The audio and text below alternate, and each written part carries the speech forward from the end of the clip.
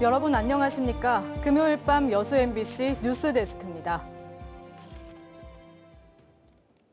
2023 순천만 국제정원 박람회 개막이 50여일 앞으로 다가왔습니다. 박람회장 조성공사가 막바지에 접어든 가운데 순천시와 정원박람회 조직위원회는 목표 관람객 800만 명 달성을 위해 국내외 분위기 조성과 홍보에 주력하고 있습니다. 최우식 기자가 보도합니다. 순천만 국가정원에 대형 무대가 세워집니다. 정월 대보름에 맞춰 지난해 이태원 참사로 연기됐던 정원박람회 붐업 페스타가 박람회 랜드마크로 첫 공개되는 오천 그린광장에서 열립니다.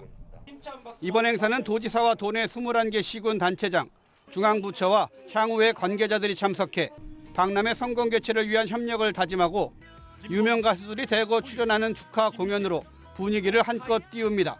도시 전체가 정원인 아름다운 도시 순천에서 이 아름다운 도시 순천을 이제 세계가 주목합니다. 4월에 순천에서 만나요. 아름다운 정원에서 여러분들을 기다리겠습니다.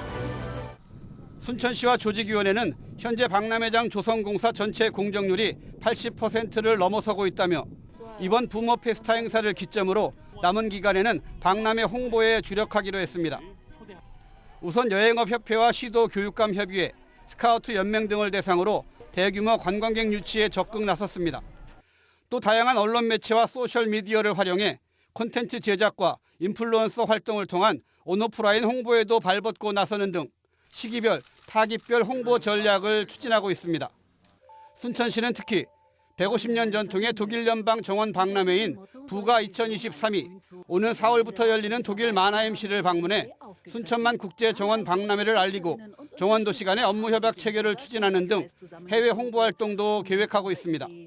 앞으로 남은 50여일 동안도 이렇게 다양한 홍보 전략과 함께 전국 각 지자체 또 중앙부처 각 기업을 방문해서 참여를 유도해서 꼭 성공적인 박람회를 2023 순천만 국제 정원 박람회가 오는 4월 1일부터 7개월간 800만 명의 관람객 유치를 목표로 본격적인 홍보전에 돌입했습니다. MBC 뉴스 최우식입니다. 광주 전남 코로나19 확진자 수가 크게 감소하면서 7차 유행이 지났다는 예측이 나오고 있습니다. 어제 하루 신규 확진자는 전남 557명, 광주가 439명 등 모두 996명으로 하루 전보다는 48명, 일주일 전보다 1227명 각각 감소했습니다. 방역당국은 지난해 12월을 정점으로 7차 유행이 최고조에 달했다가 지난달부터 계속 감소 추세를 보인다고 밝혔습니다.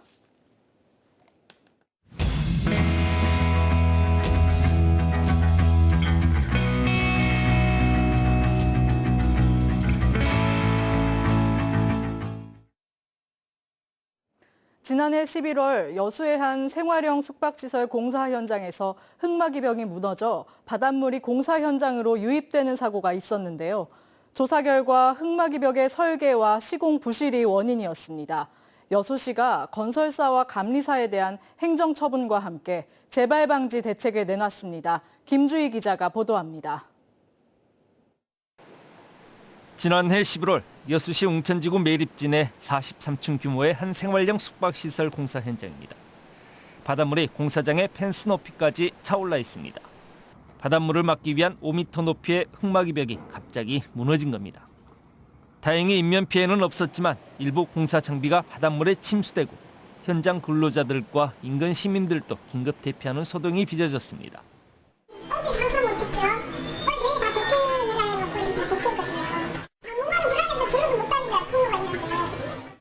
사고 발생 3개월 만에 최종 사고 원인이 규명됐습니다.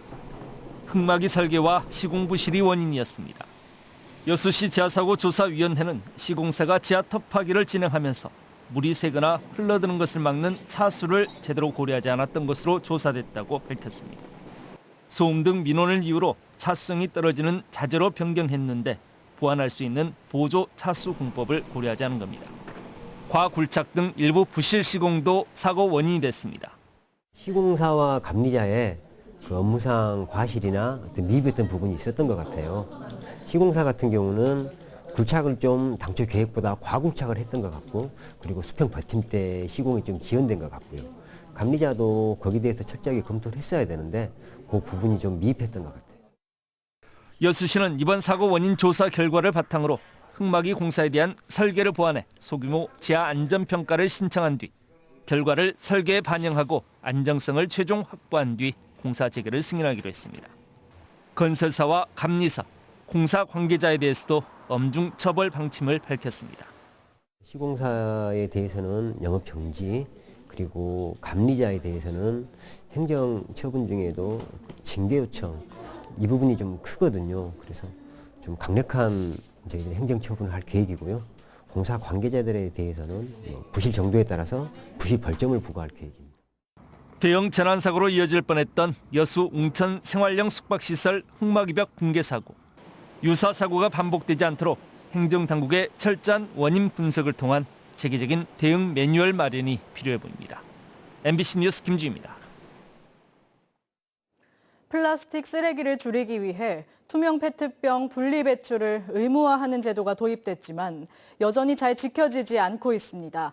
그러다 보니 일부 지자체들은 투명 페트병을 분리 배출하면 환급 포인트를 받을 수 있는 인공지능 기기까지 도입했습니다. 허연주 기자가 취재했습니다.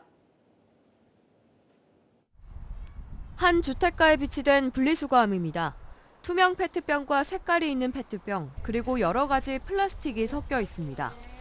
투명 페트병 분리제는 병에 붙어 있는 라벨을 제거하고 뚜껑을 닫아 다른 플라스틱과 섞이지 않게 따로 분리수거하는 것을 의무화하는 제도입니다. 투명 페트병 분리 배출이 시행됐지만 보시는 것처럼 여전히 잘 지켜지지 않고 있습니다. 그래서 지자체가 새로운 방식을 도입했습니다. 목포의 한 길가에 설치된 투명 페트병 무인 회수기입니다. 기기에 전화번호를 입력하고 투명 페트병을 넣으면 자동으로 수거됩니다. 종전에는 이제 분리 배출함이 따로 있어서 거기까지 가야 되고, 그리고 또 동사무소에 직접 가야 되니까 시간 제한이 있습니다. 이거는 24시간 항시 운영이 되기 때문에. 목포에서만 모두 9곳에 투명 페트병 무인 회수기가 설치됐습니다. 라벨이 붙어있는 페트병은 기계가 인식해서 바로 뱉어냅니다. 보시는 것처럼 이렇게 투명한 페트병만 재활용이 가능합니다.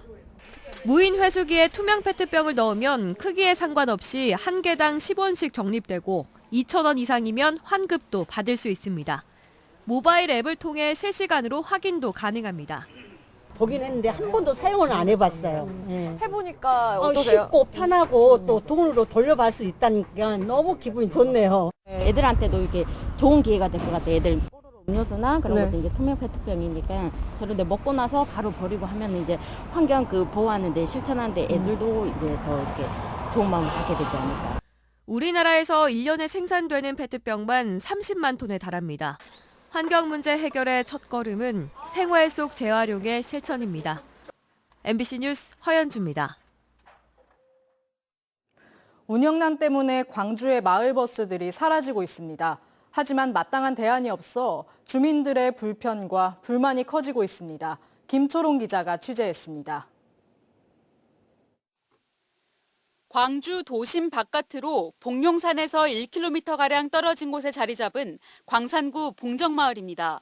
주민 110여 명 중 절반 이상이 65살 이상 노년층인데 병원 한 번 나가기가 쉽지 않습니다. 유일한 대중교통수단인 마을버스가 지난해 12월 휴업에 들어갔기 때문입니다. 불편이 많죠. 불편이 많아요. 병원 다니고 약 타러 다니기가 힘들죠. 그래, 힘들어. 시간이. 그나마 2시간에 한 번씩 다녔는데 그것도 안 다녀보니까 이제 더 불편하잖아요. 광산구는 버스 요금으로 택시를 이용할 수 있도록 지원책을 마련했지만 지원 대상을 65살 이상 노년층으로 사용 횟수를 월 평균 3회로 제한하면서 큰 효과를 보지 못했습니다. 결국 2달도 안 돼 다른 방안을 내놓게 됐습니다. 이달부터 운행을 시작한 임시버스입니다. 이 버스는 기존 마을버스와 동일한 경로로 운행됩니다. 구비 1,900만 원을 들여 한 달여간 운행할 예정인데 문제는 그 이후입니다. 버스 업체가 경영난을 호소하며 재정 지원이 없을 경우 해당 노선을 아예 없앨 계획이기 때문입니다. 마을버스의 이런 사례는 비단 광산구에만 일어나는 일이 아닙니다. 광주 지역 전체를 살펴봤습니다. 마을버스 노선은 모두 12개인데 현재 이 중 5개가 휴업 중입니다. 반쪽 운영인 겁니다. 마을버스의 일일 왕복 운행 횟수는 1년 새 70회 이상 줄어들었습니다. 3년 가까이 휴업 중인 노선도 있고 계속되는 경영난으로 폐업을 고려하는 버스업체까지 생겨났습니다. 하지만 올해 9차원의 업체 지원 예산은 광산구 4천만 원, 북구 3천만 원이 전부입니다. 광주시가 무료 환승에 따른 손실보조금 10억 9천만 원 등을 지원할 계획이지만 말 그대로 환승 할인으로 업체가 받지 못한 금액을 보상해주는 차원입니다. 보완책으로 제시된 외곽 지역으로의 시내버스 노선 연장은 아직 시작 단계에 그칩니다. 지금은 수요응답형 시내버스 운행이 필요한 지역을 선정하고 노선을 설계하는 준비 단계에 있습니다. 대상자가 선정되면 자치구와 함께 주민 의견을 들어 오랫동안 교통 불편이 해소되지 않으면서 외곽 지역 주민들은 이동 단절에 더해 마음의 단절까지 느끼게 됐습니다. MBC 뉴스 김초롱입니다. 이혼을 통보한 아내를 단혹하게 살해한 남편이 항소심에서도 징역 35년을 선고받았습니다. 광주고등법원 형사 1부는 최근 살인 등의 혐의로 재판에 넘겨진 42살 남성의 항소심에서 피고인과 검사의 항소를 모두 기각하고 1심과 같은 징역 35년을 선고했습니다.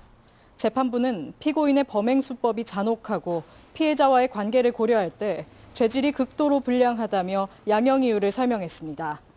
해당 남성은 지난해 여수의 한 아파트 단지 주차장에서 미리 준비한 흉기로 이혼한 아내를 수차례 찔러 숨지게 한 혐의로 재판에 넘겨진 바 있습니다.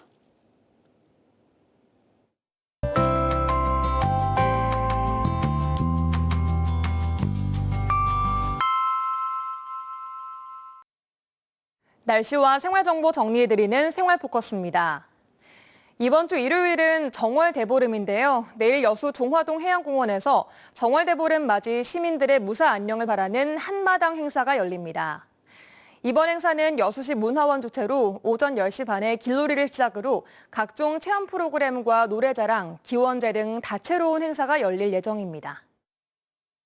전남해양수산과학원이 2월 한 달 동안 겨울철 남해안 대표 특산종인 물메기로 불리는 꼼치와 꼼치알을 특별 전시합니다. 평소에 보기 어려운 꼼치의 바닷속 습성을 관찰하고 최근 어획량이 감소하는 꼼치의 보존 가치를 생각해보는 기회가 될 것으로 보입니다. 광양시와 한파와 에너지 가격 급등으로 어려움을 겪는 저소득 한부모 가정에 한시적으로 난방비를 지원합니다. 광양시는 예비비를 편성해 1인당 20만 원씩 현금으로 지원하며 총 650여 가구가 혜택을 받을 수 있을 것으로 전망했습니다. 연일 건조한 날씨가 이어지고 있습니다. 전남 동부 지역에는 건조주의보가 발효되어 있는데요. 주말까지 눈비 소식은 없어 충분한 수분 섭취와 함께 불씨 관리를 잘 해주셔야겠습니다. 주말인 내일은 절기상 입춘입니다. 종일 맑은 가운데 오늘과 비슷한 기온 분포로 큰 추위도 없겠는데요. 다만 내일 밤부터는 중국발 스모그가 유입되면서 일요일엔 공기가 탁해지겠습니다. 야외 활동에 참고하시기 바랍니다. 전남 동부 지역 자세한 내일 지역별 기온 보시면 아침 기온은 여수가 영하 1도, 순천, 광양 영하 2도 예상되고요. 한낮 기온은 여수와 고흥 8도, 순천 9도로 오늘보다 1도가량이 높겠습니다. 해상에도 대체로 맑은 가운데 바다의 물결은 앞바다에서 0.5m, 먼바다에서는 최고 1.5m로 잔잔하게 일겠습니다. 맑은 날씨에 주말을 지나 다음 주부터는 흐려지겠고요. 월요일에 비 소식이 들어있습니다. 지금까지 생활포커스 송유라였습니다. 여수시 공무원 상당수가 직장 내 괴롭힘 피해를 경험한 것으로 나타났습니다. 여수시에 따르면 지난해 11월 시청 직원을 대상으로 무기명 온라인 설문조사를 실시한 결과 응답자 673명 가운데 최근 1년 이내 직장 내 괴롭힘을 한 번이라도 경험한 적이 있다는 응답이 29%인 것으로 조사됐습니다. 전국 공무원 노조 여수시 지부는 직장 내 괴롭힘 방지 조례가 제정돼 시행되고 있지만 신고 건은 단 한 건도 없다며 공직사회 내 괴롭힘에 대한 명확한 징벌 기준이 마련돼야 한다고 주장했습니다. 광양시가 소상공인 자금난을 해소하기 위해 전남에서 최초로 융자금이자 5%를 2년 동안 지원합니다. 이번 사업은 시와 업무 협약을 맺은 6개 금융기관에서 최대 3천만 원을 빌린 소상공인이 대상으로 유흥주점과 성인게임장, 법무회계 서비스업 등은 제외됩니다. 광양시는 소상공인 지원 조례를 개정해 지원 근거를 마련하고 올해 약 10억 원의 지원 예산을 편성했습니다. 여수시와 서울 강서구가 교류 활성화를 통한 상생 발전을 약속했습니다. 여수시는 오늘 자매결연 도시인 강서구와 협약을 체결하고 여수 세계 선박람회 홍보와 참여, 고향사랑 기부제 상호 협력 등 적극적으로 협력하고 지원하기로 약속했습니다.